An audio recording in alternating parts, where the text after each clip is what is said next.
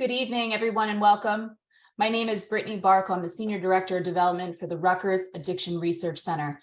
I thank you all for joining us for our virtual event, How We End the Addiction Epidemic. This webinar is part of the Rutgers Biomedical and Health Sciences virtual event series, Better Together, which offers Rutgers alumni and friends the opportunity to stay connected and hear from faculty across the university whose work through education, research, and community outreach programs improves the lives of those in New Jersey and around the world. Today, we are honored to have with us Dr. Danielle Dick, Director of the Rutgers Addiction Research Center. Danielle Dick is the Greg Brown Endowed Chair of Neuroscience in the Rutgers Robert Wood Johnson School of Medicine.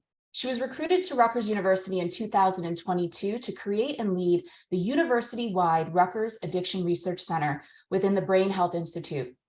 Dr. Dick is an internationally recognized and award-winning expert on genetic and environmental influences on substance use, and mental health in youth. She has led and contributed to more than 20 grants from the National Institutes of Health, with grant funding totaling over $30 million. She has over 400 peer-reviewed publications in the areas of child development, addiction, mental health, genetics, and human behavior, and has won numerous national and international awards for her work. She has been named one of the most highly cited scientists in the world. She is also passionate about bringing science to the public. Her new book, The Child Code, was published by Penguin Random House and helps parents tailor their parenting to what will work best for each of their unique children. Please note, all attendees have been placed on mute for the duration of this discussion. If you have questions, feel free to send them through the Q&A option at the bottom of your screen throughout the presentation, and we will have a Q&A afterwards, and we'll get to as many questions as possible. It is now my privilege to turn it over to Dr. Danielle Dick. Thank you so much, Brittany, and thanks to all of you for spending part of your evening here with us. Let me get my slide share started. So I will start by telling you that when Rutgers reached out about my potentially coming and building this addiction research center, I had no intention of moving or starting a new job, but it was really the dedication and support of senior leadership to build a world-class addiction research center that led me to be interested in this position and ultimately talking to you this evening. I'm tremendously excited about what we're building, and I look forward to sharing it with you tonight. What I'm going to cover in our time together is first the addiction landscape, what's new in drug trends, and what drugs are of most concern to us right now. I'll introduce the Rutgers Addiction Research Center and talk about some of the advances that have been made recently in addiction science. And then I'm going to talk about new initiatives that the RARC, the Rutgers Addiction Research Center, is launching and how you can be a part of that. So I want to start by acknowledging that addiction affects all of us. 1 in 4 individuals is affected by some kind of addictive disorder at some point in their lives. So that could be alcohol problems, problems with other drugs, problems with behavioral addictions. It's more than 20 million Americans at any given time. Over 250 people die every day of a drug overdose. And only 1 in 10 individuals who's suffering from an addictive disorder ever gets treatment. And it takes on average 5 attempts at treatment for individuals to achieve recovery. We absolutely have to do better. Opioids are something that has been in the news quite a bit over the past several years, and for good reason. The chart here at the bottom shows how there has been an exponential increase in drug overdose deaths over the last several years, the vast majority of which are due to opioids, and in particular to synthetic opioids, often fentanyl and other newer derivatives. That's the line shown in red here. Nearly 100,000 people die from a drug overdose every year, and the vast majority of those are opioids currently. That said, alcohol remains one of the most commonly used drugs of abuse, and it actually kills more people every year than opioids, which many folks don't realize. Over 140,000 people die in the United States from alcohol-related reasons annually. And the difference is that opioids kill quickly. They result in sudden death from overdose. Alcohol kills quietly and slowly. It's responsible for a large number of cancers, cirrhosis of the liver, heart disease, suicides, and a variety of other consequences as well. Nicotine remains the leading cause of preventable disease, disability, and death in the United States, causing almost 500,000 deaths annually. One of the trends we are particularly concerned about is though smoking has been decreasing in recent years, rates of vaping in adolescents have been going up. More than 1 in 4 kids now say that they use e-cigarettes or vapes daily.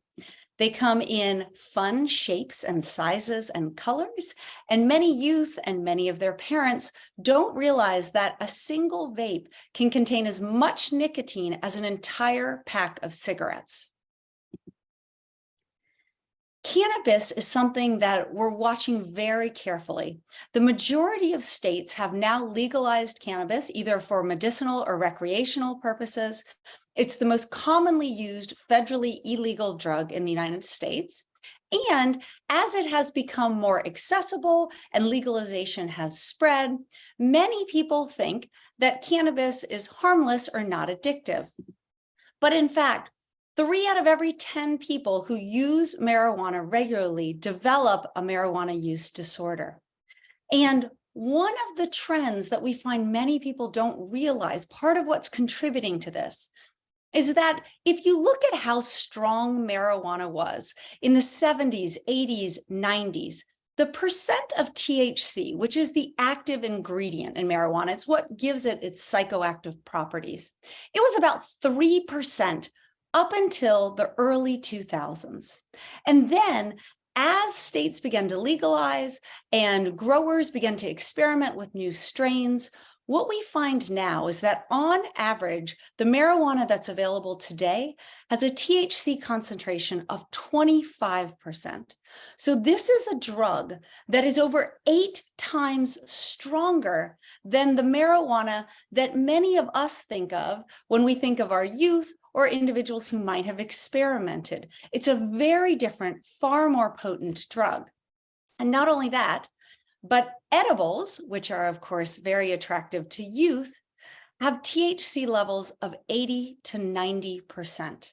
These are very potent drugs, and the early research that's coming in shows that in particular for youth who still have developing brains, who are using regularly, that regular use is associated with pretty severe impairments in memory and motivation. I also want to mention that the Addiction Research Center isn't just studying drugs of abuse. We also study behavioral addictions. We have a Center for Gambling Studies. 5 million Americans meet criteria for gambling addiction. We're also looking at things like gaming and internet use.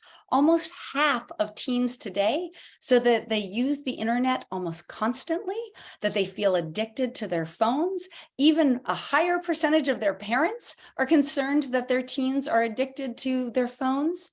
And if you look at gaming, the average teenager spends 6.5 hours engaged in video games each week. Problem gamers are spending 80 to 100 hours a week. So behavioral addictions are also something that we are paying close attention to in the Addiction Research Center.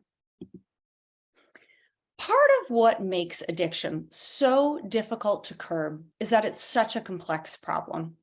We're not all equally at risk of developing problems associated with drugs or other addictive substances. About half of the differences between why some people are more at risk than others is due to differences in their genes, in the DNA code they were born with. And we've made tremendous progress in identifying those genes, which I'll talk some about today. But we know it's not just biology, that substance use and other behavioral addictions are also strongly influenced by environmental and by sociocultural factors, by things found in our life histories, in our families, in our peer groups, in our neighborhoods. We know that policy and our laws affect addiction rates. They affect who has access to drugs and who has access to treatments. Our criminal justice system plays a large role in how we think about and how we treat individuals with substance use disorders. And this is why it's so challenging to tackle addiction. And this is why it takes so many of us with a diversity of expertise working together. And that is really the basis for the Rutgers Addiction Research Center. That is what we do. We bring together more than 150 researchers currently who are a part of 40 different schools and departments, over 23 specialized centers, gambling, alcohol, tobacco, etc. And our researchers span all the way from basic science through to epidemiology, etiology, prevention, treatment and recovery, and public policy. And ultimately, what we then do is connect that research, this entire world-class group of researchers, with our clinical services and our teaching and training programs. And we strive to create connections across all of these groups and ultimately with you, with our community, the people whose lives have been touched by addiction or who just care about this big societal problem. So what I want to do now is talk a bit about what we've learned about the causes of addiction and give you an idea of some of the projects that we have ongoing at the RARC. So I'm going to start with the most basic question, which is why? Why are some people more at risk than others? Why can many people drink socially, but for others it takes over their lives? Why can some people experiment with certain drugs or with gambling, and for others it destroys their lives? We know that part of the reason why some people are more at risk lies in their genes. And in fact, what we know is that all of us carry some genetic risk for addiction, that the distribution of genetic risk is distributed like a bell curve, like virtually every other behavioral outcome out there. And so some of us are at lower risk, many of us fall in the middle with moderate genetic risk, and some of us are unfortunate and are born with high genetic risk. We're all at risk for something, but for some of us, it's cardiovascular diseases or cancers. And for other individuals, it's psychiatric or substance use outcomes. And the way that we can conceptualize this is that we all have a mental health jar. And these round circles, these yellow marbles in the jar, represent how much genetic risk we're born with. Some individuals are born with just a little. Some individuals are unlucky and born with a lot, but you're not actually actively experiencing an illness until your jar is full. So no one is born with a substance use disorder or with a problem with addiction. Instead, what happens is that we all start life with some risk, and then over time, in addition to our genetic risk, we can accumulate environmental risk factors, shown here with these little orange triangles. And that means that some individuals can start life with low genetic risk, but accumulate a lot of environmental risk factors, and that can lead to their actively experiencing an addictive disorder. Other individuals start life with a high genetic liability, and it doesn't take as much environmental risk to push them over the edge for their jar to be full and them to be actively experiencing challenges. But hopefully, this can also help illustrate how prevention and recovery are possible. And so we can take an individual who's actively experiencing problems and remove some of those environmental stressors such that they're no longer experiencing problems, even if they're at risk. And we can also think about layering on protective factors so that the jar is bigger and you can withstand more environmental risk before you actively develop problems. And what we have done is made considerable progress in identifying the specific genes involved in addiction. So what are these little yellow marbles that individuals have in their jars so that ultimately we can help individuals know how at risk they are? And the way that we do this is by scanning the entire genome. And so we test markers, meaning locations in the genome where you might have one particular variant and another individual has a different variant. And we go through millions of markers across the genome and ask whether individuals who are affected are more likely to be carrying a particular genetic variant. Now, what we know is that there is no gene for addiction. There's no gene for alcohol problems or other drug problems or gambling problems.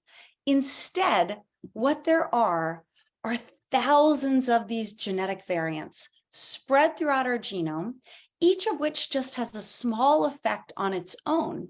But as we have now identified these thousands of locations that impact risk for addiction, what we can do is sum across the genome for any one individual, sum up how many of those risk variants they carry, weight them by how big of an effect size they have to create a genetic risk score to give an indication of how at risk one is for addiction. And this is the basis of the Precision Medicine Initiative.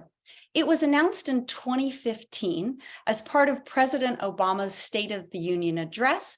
It's been supported with bipartisan support from Congress, with funding to the National Institutes of Health, and billions of dollars are going toward precision medicine.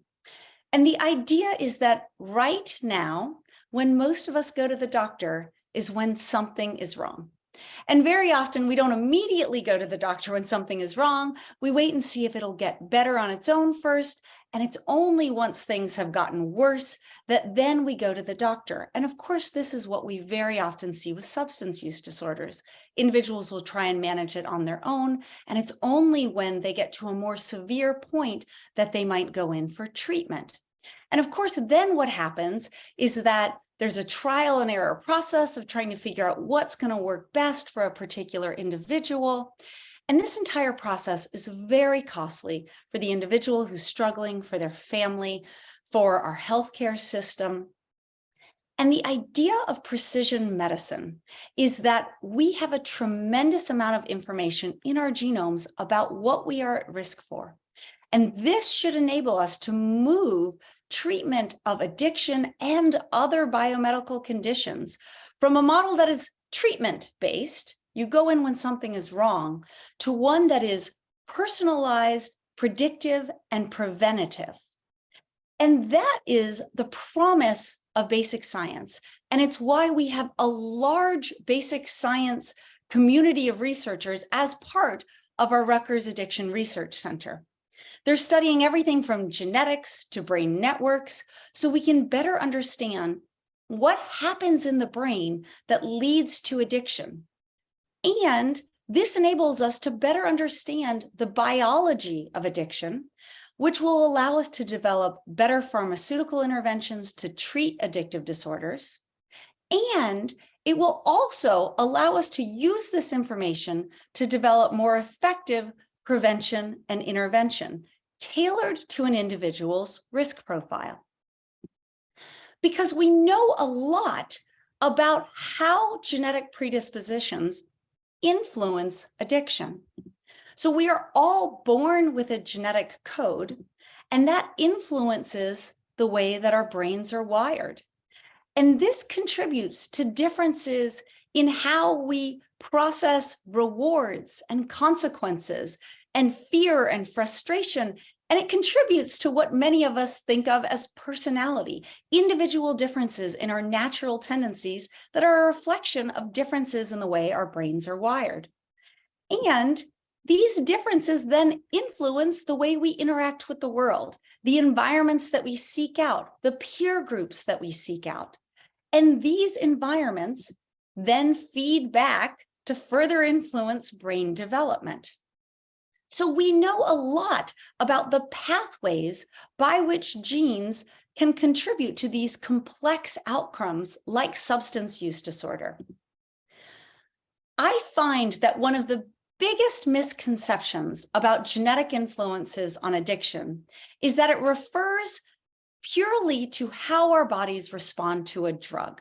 That people think, yes, I know that genes are important and some of us are more at risk, but they think that what that means is that if you try a substance, some people are more likely to become physiologically addicted to it.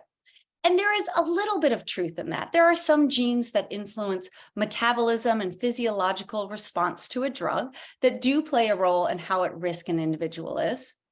But the vast majority of the genes that influence risk for substance use outcomes and other addictive disorders are operating through what we sometimes call externalizing and internalizing pathways. It's not related to our body's response to a drug. It's related to the way that our genes have shaped the way that our brains are wired. And so all of us differ in how our brains process rewards and consequences. And some people have brains that are much more attuned to immediate rewards and are not as quick to think about long-term consequences.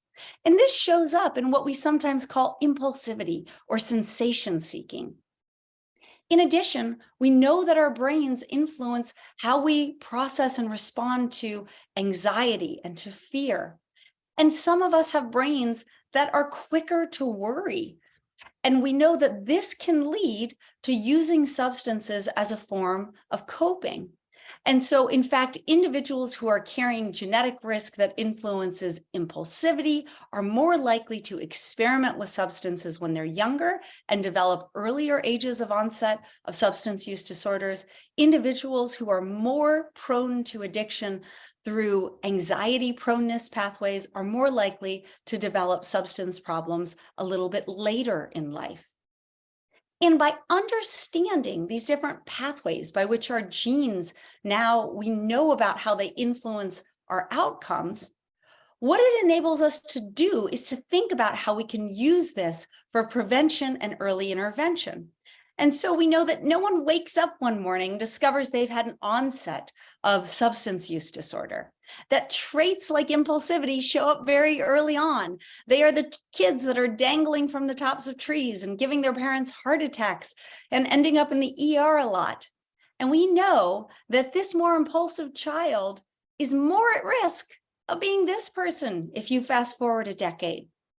But just because they're more at risk of this doesn't mean that that same genetic disposition can't be channeled into other forms of sensation seeking, into this, or perhaps into this. And in fact, for full disclosure, this little risk taker is actually my little risk taker who comes by it honestly. His father, my brother are all, in fact, fighter pilots. So what this brings us to is this key part that part of addiction is genetic, but genes aren't destiny, and environmental factors are equally important. And we have many researchers at the RARC that are also dedicated to understanding those environmental and sociocultural components as well. And so, for example, we have faculty that are dedicated to working with rural communities, which we know have been particularly hard hit by the opioid epidemic and other substance use problems even before that. And so we have faculty who are working on building a stronger understanding of what contributes to barriers to treatment that are unique to rural settings and how we can work with those communities to reduce those barriers. We also have faculty who are working on serving our communities of color. How can we promote health equity by working directly with these communities to identify and dismantle the imbalances and injustices that exist within our social systems, by working with individuals within their environments and thinking about state and national legislation to ensure that everyone has equal access to substance use treatment and care? We also have faculty who are looking at how beliefs about what causes addiction affect sentencing outcomes and influence the criminal justice system.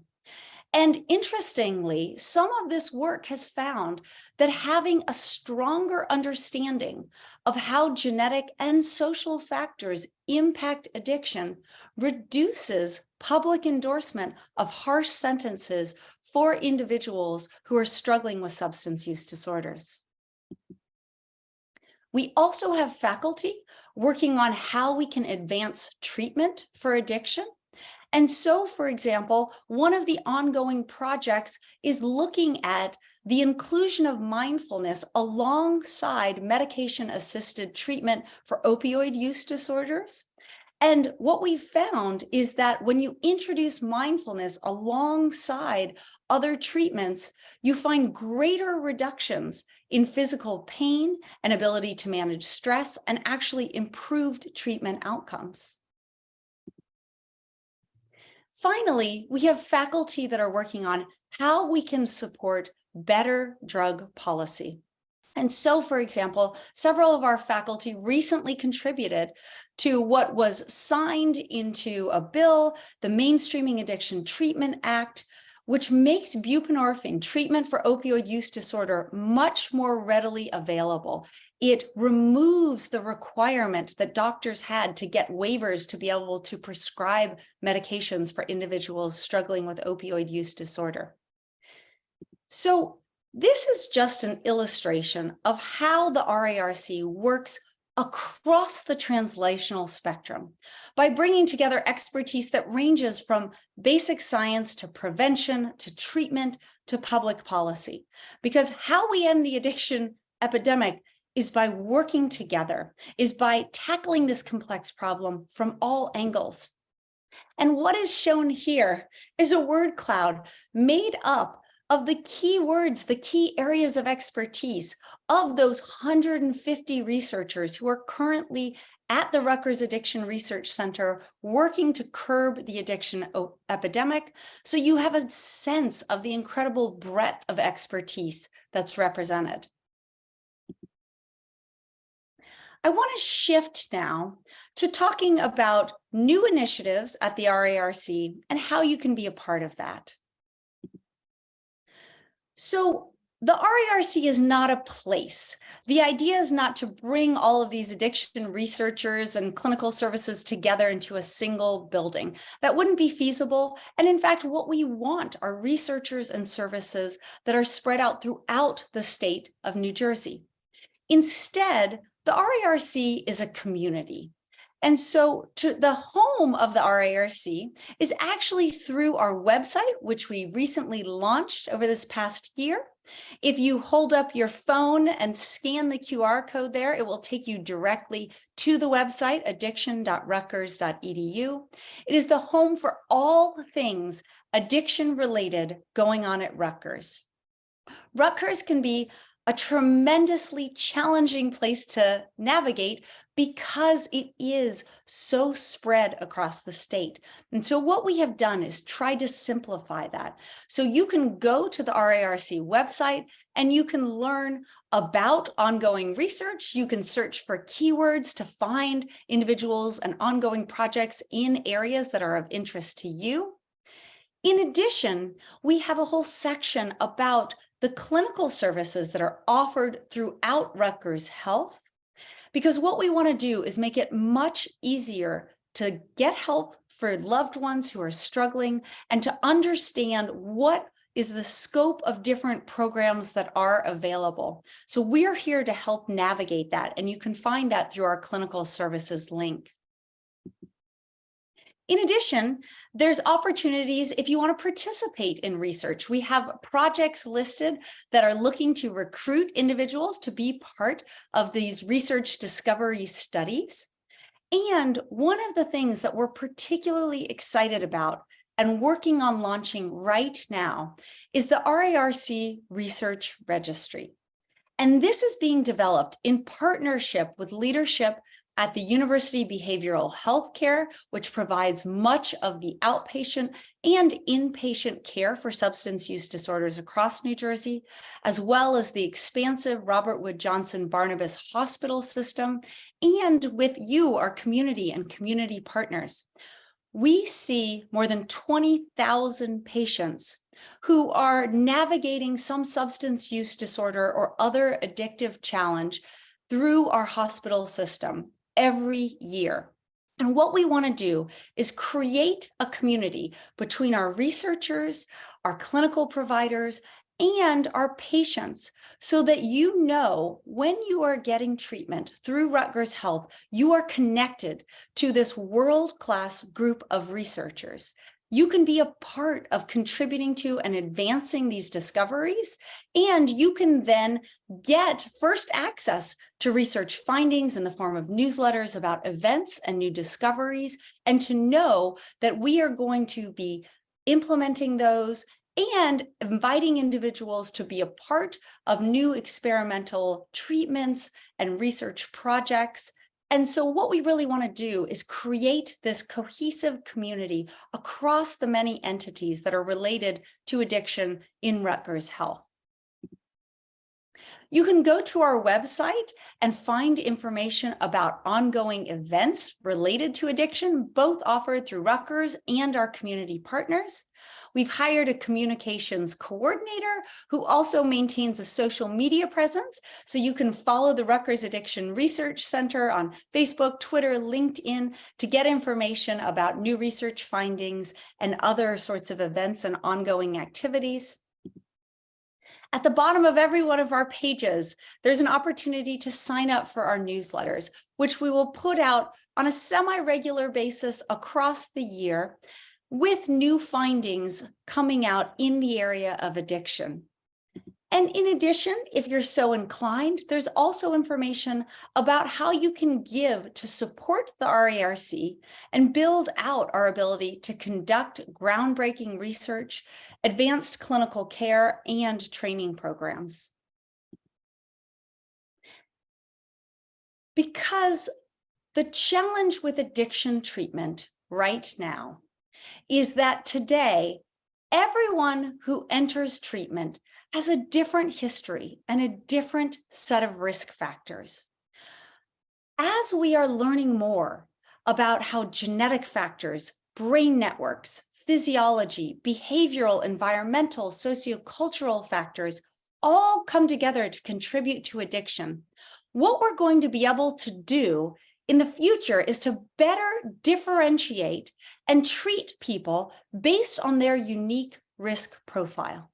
And so one of the former directors of one of the institutes of health has said that new diagnostics are going to redefine psychiatric and substance use disorders as brain circuit disorders. And new behavioral and pharmaceutical interventions will focus on fine-tuning these circuits. Now, if this seems too unrealistic or futuristic, I invite you to revisit a clip from the Today Show from less than 30 years ago, where they were discussing this crazy new idea called the internet. At 56 past, I wasn't prepared to translate that as I was doing that little tease. Oh, that's That little right. ring with the A and then the ring around it. That. See, that's what I said. Katie said she thought it was about. Yeah. Oh. I'd never heard it. Around. I'd never heard it said. I'd always seen the movie, but never heard it said. And then it sounded stupid when I said it. Violence at NBC. I heard you around or about in the lunchroom. There it is. Violence at NBC. GE.com. I mean, Well, Allison should know. What do you say to that? anyway? Internet is that massive computer Right. network, one that's becoming really big now. What do you mean? That's big. How does one? What do you write to it like mail? No, a lot of people use it and communicate. I guess they can communicate with NBC writers and producers. Allison, can you explain what internet is? Less than 30 years ago, what is the internet? Of course, it has now changed our lives in ways that we could have never imagined. And that was made possible by exponential growth that happened with advances in computer science.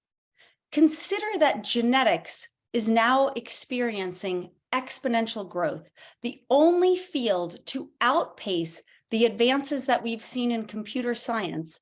It's just that that exponential growth has started a few decades after computing science. And this is the promise of basic science and translational research. So when I talk today about personalized prevention and treatment for addiction, it might feel like science fiction. But my promise to you is that in 30 years, we too will be in a completely different, more advanced place in preventing and treating addiction. And that is the promise of interdisciplinary translational science. And the Rutgers Addiction Research Center is leading the way. I thank you for being here. I thank you for your interest, and I hope you will join our community in our quest to fight addiction. This is where you can find me personally. If you go to my website, I provide free resources about addiction and for parents. You can learn more about my book if you're interested. And this is where you can find all of us at the Rutgers Addiction Research Center. Thank you, and I'm happy to take your questions.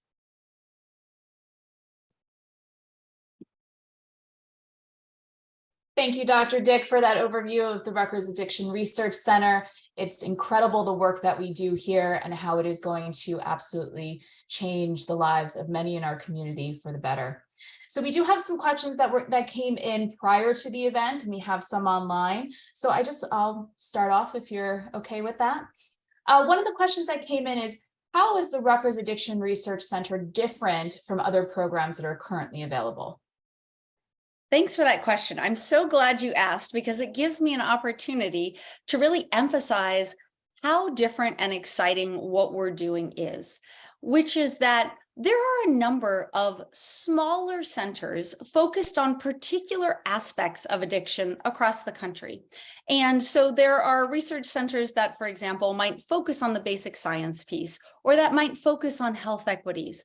But there is no other center in the country or the world that brings together the entire span of researchers that go all the way from basic science through to prevention, treatment and recovery, and policy that we have here at the Addiction Research Center. So in the just year that we have been in existence, we are already the largest addiction research center in the country. And by bringing together people with all these different backgrounds, it really enables us to tackle this problem in a way that you can't if you're just looking at one particular aspect of the problem. Addiction is way too complex for that. Thank you. How are you encouraging diversity, equity, and inclusion among your programs?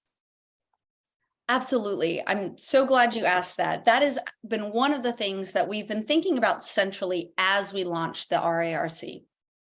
So on the leadership team, we actually have a member who is leading our diversity, equity, and inclusion efforts. It's an individual who does identify as a person of color and whose research is specifically dedicated to working with underserved communities.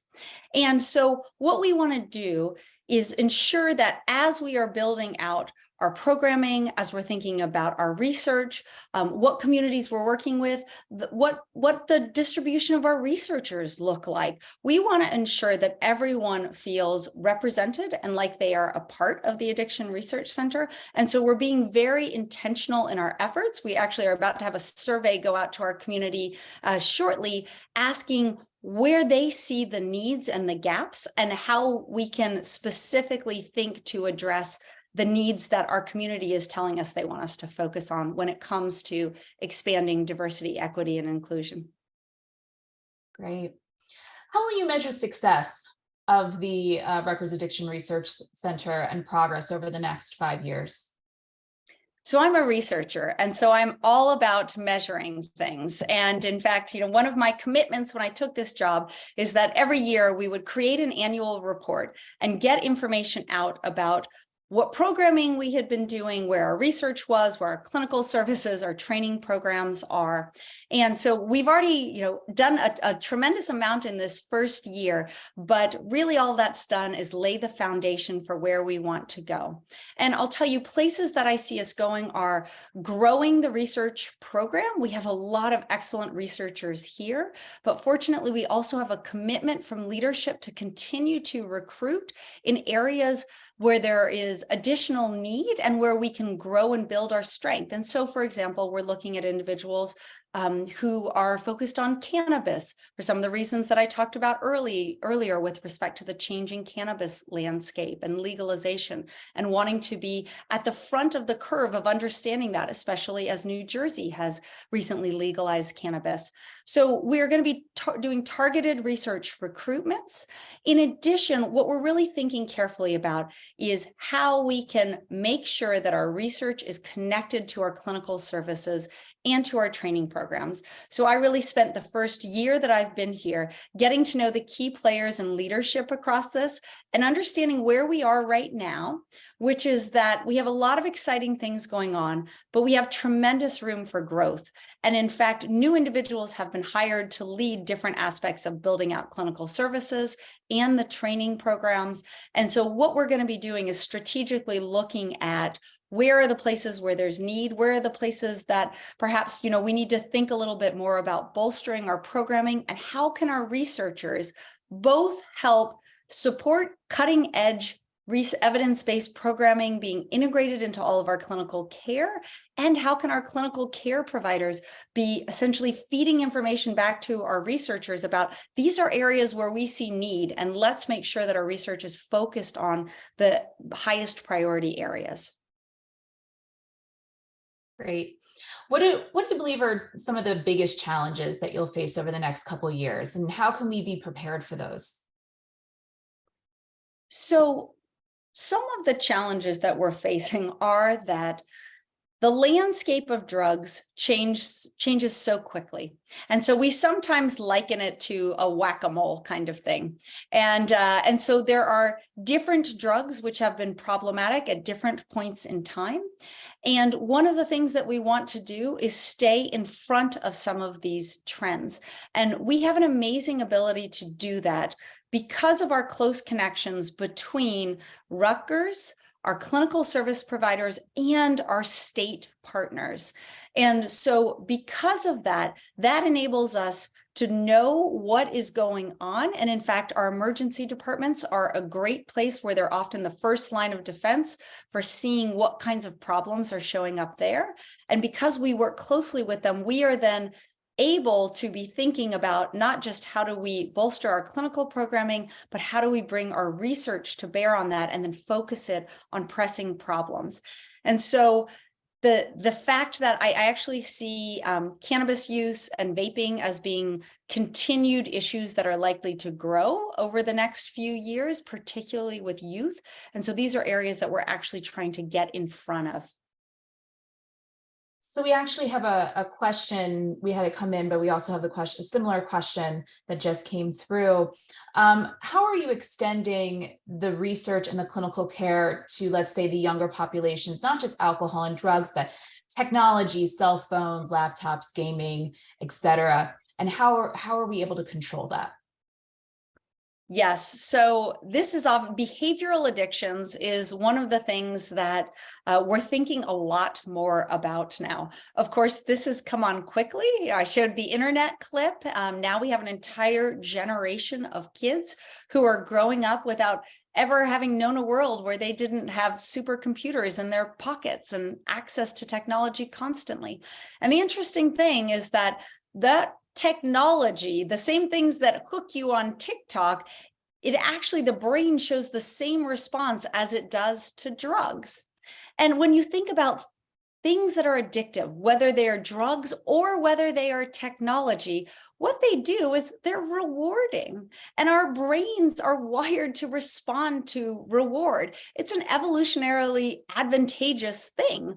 If we didn't respond positively to things that were rewarding, like food or sex or other things like that, we wouldn't survive very long as a species. We wouldn't sustain ourselves and propagate more human beings. And so the dangerous thing is that drugs and other behavioral addictions, so things like technology, hijack those circuits because they are highly rewarding.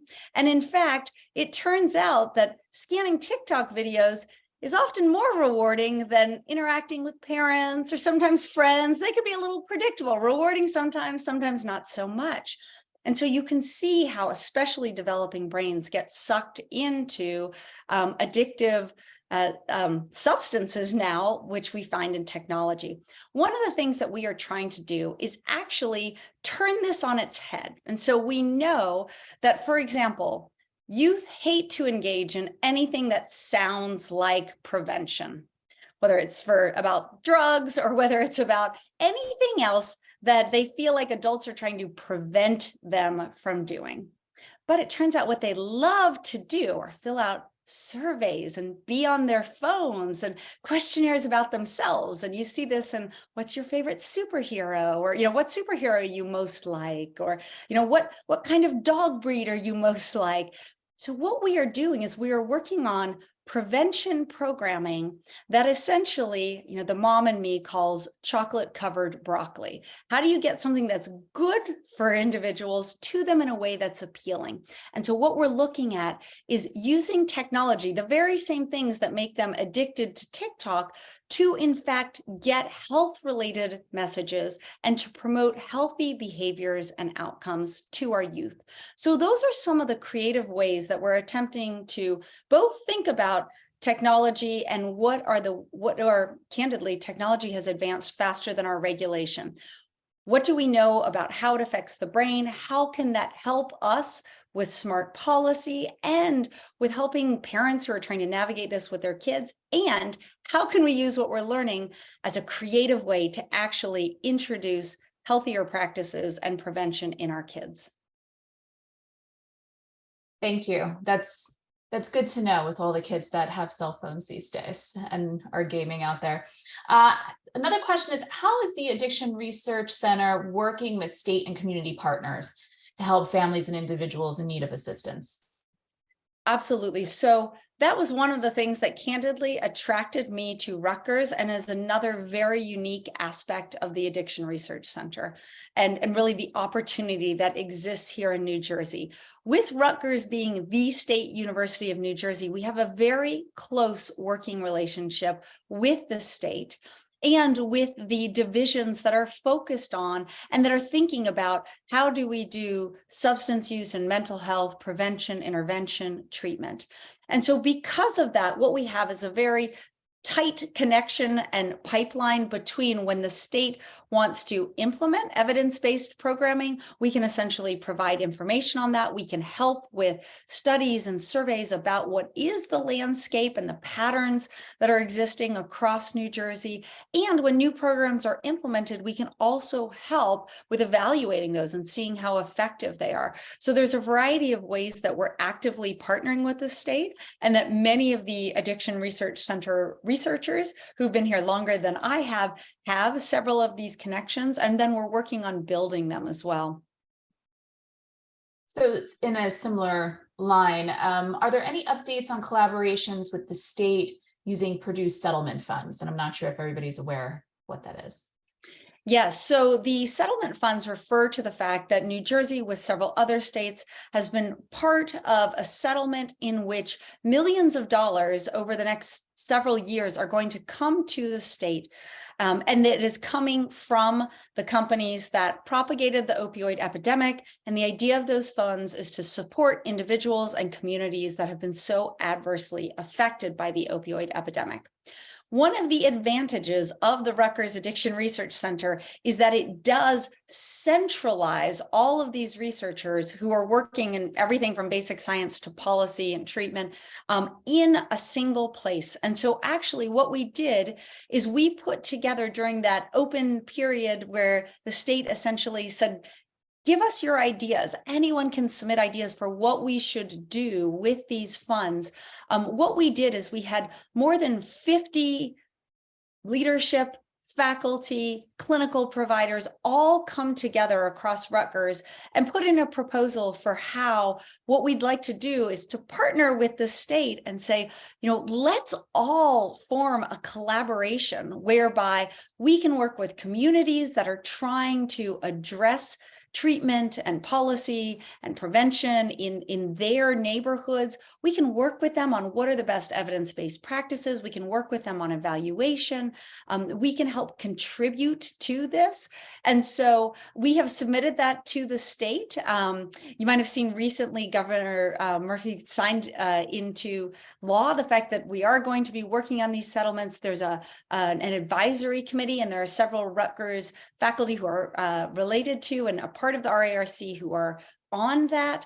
And so there isn't any news yet, but it's on our radar. And we, in fact, have been talking with them and submitting some ideas for how we would like to partner and help with that. Thank you. How can we keep individuals struggling with addiction from being bounced from treatment to treatment without any improvement? It's such a great question, and it's such a big problem right now. And part of it is historically that the medical community did very poorly at managing substance use disorders historically. And so we have treated substance use disorders now that we are even treating them, which for many decades we did not.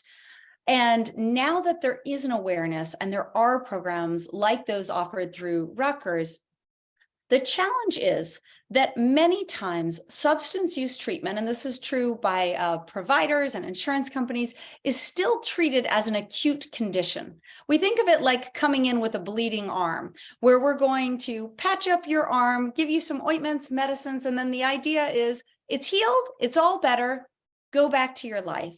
In fact, what we know is that addictive disorders are chronic conditions, and we need to treat them as such.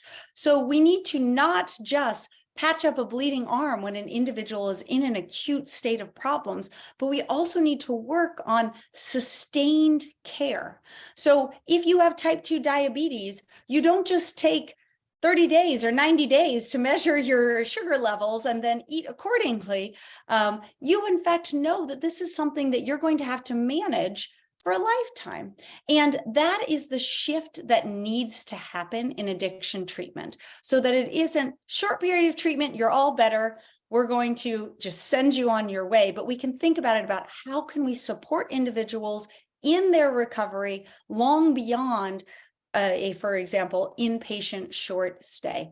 And that is what we're looking at and what we're working on, certainly within Rutgers Health and more broadly in addiction treatment across the country. That's where we need to be going. Thank you. Actually, we do have a question that came in. Is the research, because you mentioned across the country, so is the Rutgers Addiction Center involved with any projects or studies outside of New Jersey? Oh, absolutely. In fact, most of these researchers, many of them have collaborations with other partners all across the country and around the world. So I personally have projects that have sites all across the states from the West Coast. I was just out in Washington State meeting with collaborators just last week. We have collaborations going on with several international partners as well. And so while, of course, what we want to do is provide care for our individuals in New Jersey, and we are certainly leading the way in terms of research and connections to clinical programs and training programs, we are connected and thinking about addiction more broadly. And what we really want to do is lead the way and create best practices that then can be modeled and can essentially expand out beyond New Jersey to many other places. And we certainly have those connections and collaborations in place to do that. Thank you. What percentage of inmates have addictions, and what changes to addiction treatment will be implemented for the incarcerated population? That is such an important question. Estimates range between 50 and 85% of incarcerated individuals struggle with substance use disorders and or other mental health disorders.